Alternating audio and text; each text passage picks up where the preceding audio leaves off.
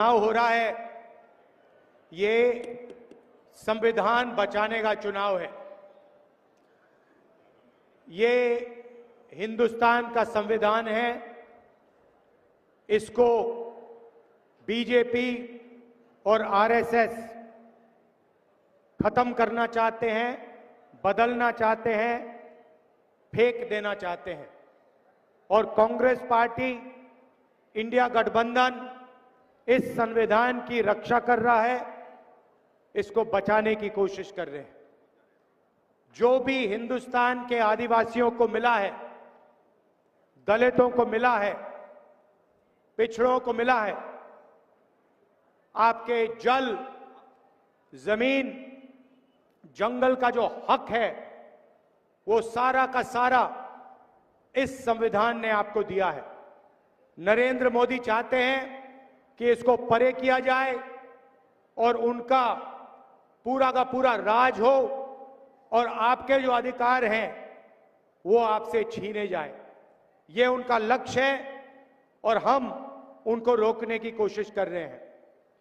भाइयों और बहनों, चाहे वो पब्लिक सेक्टर हो, चाहे वो रिजर्वेशन हो, चाहे वो शिक्षा हो, स्वास्थ्य हो, जो भी आज आदिवासियों को, दलितों को, पिछड़ों को मिलता है, वो इसके कारण मिलता है। और बीजेपी के नेताओं ने साफ बोल दिया है कि अगर वो चुनाव जीतेंगे तो वो इस किताब को बदल के परे कर देंगे। इसलिए उन्होंने 400 सीट का नारा दिया था। 400 सीट छोड़िए, उनको 150 सीट नहीं मिलने वाली है।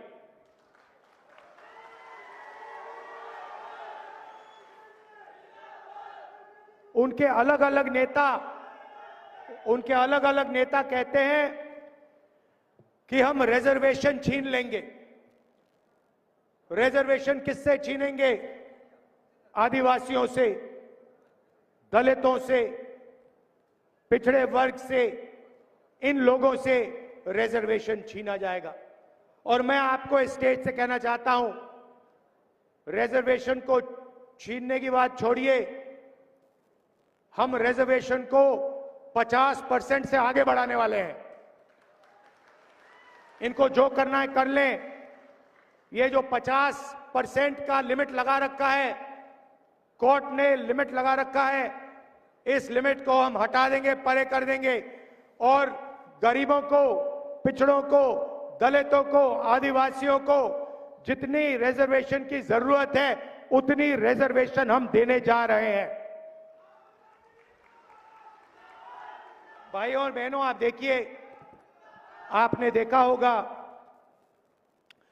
कि ये जो प्रेस वाले हैं, ये आदिवासियों की बात कभी नहीं करते। सही बात है ना? ये अंबानी जी की शादी दिखा देंगे, बॉलीवुड दिखा देंगे, नाच गाना दिखा देंगे, मगर आदिवासियों पे अत्याचार होगा, आपकी बच्चियों पर बलात्कार होता है, आपकी जमीन छीनी जाती है, तो मीडिया में कभी आपके बारे में नहीं कहा जाता। इसका कारण है भाइयों और बहनों, मीडिया में, इनकी बड़ी बड़ी कंपनियों में आदिवासी आपको एक भी नहीं मिलेगा। एक एंकर, एक पत्रकार आपको आदिवासी वर्ग का, दलित वर्ग का, पिछड़े वर्ग का नहीं मिल सकता, है ही नहीं। बड़ी बड़ी कंपनियों में देखिए, 200 बड़ी कंपनियां हिंदुस्तान में, उनकी मालिकों की लिस्ट निकालिए, आपको उस लिस्ट में एक आदिवासी नहीं मिलेगा, एक पिछड़ा नहीं मिलेगा, एक दलित नहीं मिलेगा। यह देश की सच्चाई है। और जो आपका है उसको भी ये लोग छीनने की कोशिश करते हैं। हम आपको आदिवासी कहते हैं। आदिवासी का मतलब हिंदुस्तान के इस जमीन के पहले मालिक। अगर आप इस जमीन के, इस जंगल के पहले मालिक हो, अगर हम आपको आदिवासी कहते हैं, तो उस जंगल का, जमीन का अधिकार सबसे पहले आपको मिलना चाहिए। हमने आपको जमीन अधिग्रहण बिल दिया, फॉरेस्ट राइट एक्ट दिया, पेशा कानून दिया, और जो भी हम करते हैं आपके लिए, आपके हक के लिए, जैसे इनकी सरकार आती है उसको रिवर्स कर देते हैं, उल्टा कर देते हैं। भाइयों और बहनों, हिंदुस्तान की सरकार को 90 लोग चलाते हैं, आईएएस अफसर हैं, पूरा का पूरा बजट वो बांटते हैं। 90 में से आप जानते हो आदिवासी वर्ग के कितने अफसर हैं?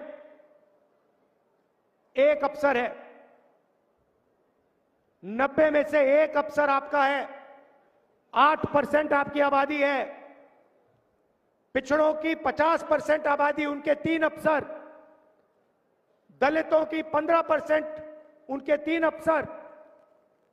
और भाइयों और बहनों, अगर बजट में 100 रुपए का निर्णय लिया जाता है तो आदिवासी अफसर 10 पैसे का निर्णय लेते हैं। 100 रुपए में से 10 पैसे की आपकी भागीदारी है। आपके लोग ना मीडिया में दिखेंगे, ना कॉर्पोरेट इंडिया में दिखेंगे, ना बड़े बड़े अस्पतालों को चलाते हुए दिखेंगे, ना बड़े कॉलेज यूनिवर्सिटी को चलाते हुए दिखेंगे। आपकी इस देश में कोई भागीदारी नहीं है। यह देश की सच्चाई है कि आदिवासियों की, दलितों की, पिछड़ों की इस देश में कोई भागीदारी नहीं है। इसको हम बदलना चाहते हैं। हम चाहते हैं कि इस देश में आपकी भागीदारी हो, मीडिया में आपके लोग हो, बड़ी बड़ी कंपनियों में आपके लोग हो, सरकार में आपके लोग हो, प्राइवेट अस्पताल, private college, private university, public sector में आपके लोग हो। इसीलिए हमने निर्णय लिया है कि हम जाति जनगणना करने जा रहे हैं। जाति जनगणना से आपको पता लग जाएगा कि आपकी आबादी कितनी है और देश की संस्थाओं में आपकी भागीदारी कितनी है। इकोनॉमिक सर्वे होगा और सबको पता लग जाएगा कि इतने % आदिवासी हैं, इतना धन उनके हाथ में है, इतनी संस्थाओं में उनके लोग हैं। ये क्रांतिकारी काम है। इससे हिंदुस्तान की राजनीतिक बदलने जा रही है और हम ये आपके लिए करने जा रहे हैं। दूसरा काम, नरेंद्र मोदी जी ने 22 लोगों का लाखों करोड़ रुपए कर्जा माफ किया, अरबपतियों को पैसा दिया। हमने मन बना लिया है कि अगर वो अरबपतियों को पैसा दे सकते हैं तो हम दलितों को, आदिवासियों को, पिछड़ों को, गरीब जनरल कास्ट के लोगों को पैसा दे सकते हैं। उन्होंने, अभी आप ठहर जाइए, ताली अभी मत बजाइए, जो मैं आपको बताने जा रहा हूं उसके बाद ऑटोमेटिक ताली बजेगी, देखना। भाइयों और बहनों, उन्होंने 22 अरबपति बनाए, हम करोड़ों लाखपति बनाने जा रहे हैं। महालक्ष्मी योजना, हिंदुस्तान के सारे गरीब परिवारों की लिस्ट बनेगी। हर गरीब परिवार में से एक महिला चुनी जाएगी। आदिवासी परिवार, दलित परिवार, पिछड़ों के परिवार, किसानों के, मजदूरों के, गरीब जनरल कास्ट के परिवार, हर परिवार में से एक महिला का नाम चुना जाएगा और उस महिला के बैंक अकाउंट में हम 10,000 रुपए नहीं, 30,000 नहीं, 50 नहीं, 70,000 नहीं, 80,000 नहीं, 90,000 नहीं, 1 लाख रुपया उसके बैंक अकाउंट में हम डालने जाएंगे। बजी ना ताली? 1 लाख रुपए हर गरीब परिवार के बैंक अकाउंट में जाएगा। हर महीने 8,500 रुपए, हर साल 1 लाख रुपए उस दिन तक, जिस दिन तक वो परिवार गरीबी रेखा से ऊपर आ जाएगा। क्रांतिकारी काम। करोड़ों परिवार के बैंक अकाउंट में साल का 1 लाख रुपए आएगा। किसानों को कानूनी मिनिमम सपोर्ट प्राइस हम देने जा रहे हैं। आपको अनाज के लिए, शुगर केन के लिए, धान के लिए, जो भी आप उगाते हो उसके लिए कानूनी मिनिमम सपोर्ट प्राइस, मतलब कम से कम दाम आपको गारंटी करके कानून दिलवाएगा। जैसे ही सरकार आएगी वैसे ही हम किसानों का कर्जा माफ करने जा रहे हैं। सारे के सारे किसानों का कर्जा माफ। और आदिवासी युवाओं के लिए, दलित पिछड़े वर्ग के युवाओं के लिए, गरीब जनरल कास्ट के युवाओं के लिए हम एक नई योजना लाए हैं, पहली नौकरी पक्की। मोदी जी ने झूठ बोला, 2 करोड़ रोजगार देने की बात की, नोटबंदी लागू की, गलत जीएसटी लागू कर दी, छोटे दुकानदारों को, स्मॉल और मीडियम इंडस्ट्री वालों को खत्म कर दिया, बंद कर दिया। देश में 45 साल से सबसे ज्यादा बेरोजगारी है। आपके लोग मध्य प्रदेश से गुजरात जाते हैं मजदूरी करने, इसीलिए हम ये योजना ला रहे हैं। पहली नौकरी पक्की का मतलब, जैसे अमीर घर के बच्चे 1 साल की नौकरी लेते हैं, उसमें उनकी ट्रेनिंग होती है, पैसा मिलता है, वैसे ही हम हिंदुस्तान के सारे ग्रेजुएट्स को, कॉलेज और यूनिवर्सिटी के ग्रेजुएट्स को, डिप्लोमा होल्डर्स को 1 साल की नौकरी का अधिकार देने जा रहे हैं। 1 साल की नौकरी मिलेगी, ट्रेनिंग मिलेगी और 1 साल के 1 लाख रुपए हर युवा के बैंक अकाउंट में हम डाल देंगे, 8,500 रुपए महीने के। भाइयों और बहनों, मैं जानता हूं आप मनरेगा में यहां पे काम करते हो, 250 रुपए आपको मिलते हैं। चुनाव के एकदम बाद 400 रुपए आपको मनरेगा के लिए मिलने जा रहे हैं। और आशा और आंगनवाड़ी की जो महिलाएं हैं, उनकी आमदनी हम दुगनी करने जा रहे हैं। तो ये हमारी गारंटियां हैं, इससे आपकी जिंदगी बदल जाएगी। घर में पैसा आएगा। सोचो, 1 लाख रुपए आदिवासी महिलाओं के बैंक अकाउंट में जाएगा। जितना पैसा नरेंद्र मोदी ने 22 अरबपतियों को दिया है, उतना पैसा हम गरीब किसान मजदूरों को देने जा रहे हैं।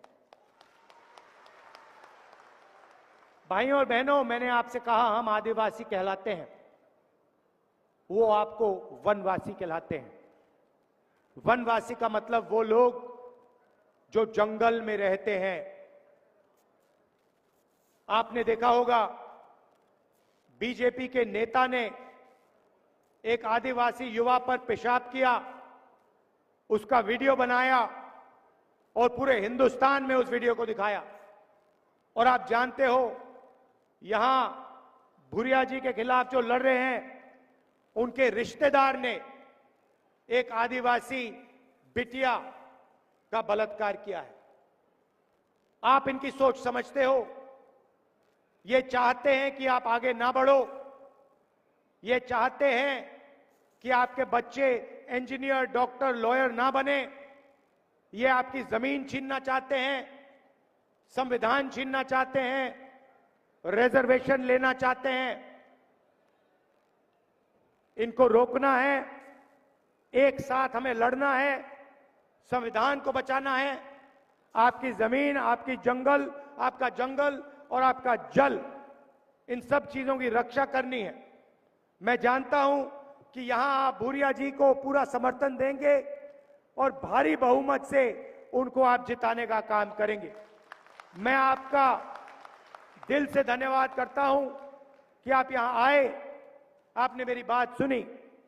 जय हिंद, जय मध्य प्रदेश। मैं आभार भाषण के लिए महेश पटेल जी को आमंत्रित करता हूं।